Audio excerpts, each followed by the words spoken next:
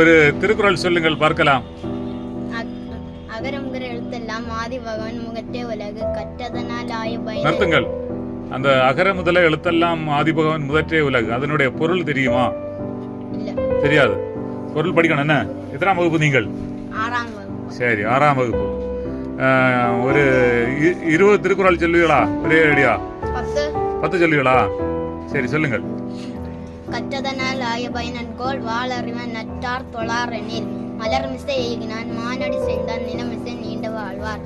ஈண்ட பொழுதின் பெரிதுவக்கும் தன் மகனே சான்றோர் என கேட்டத்தன் இனிய உளவாக இன்னாத கூறல் கனிர்ப காய் கருந்தட்டு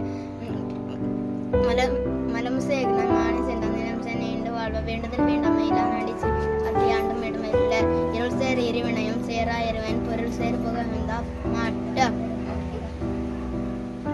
அவ்வளவுதானா?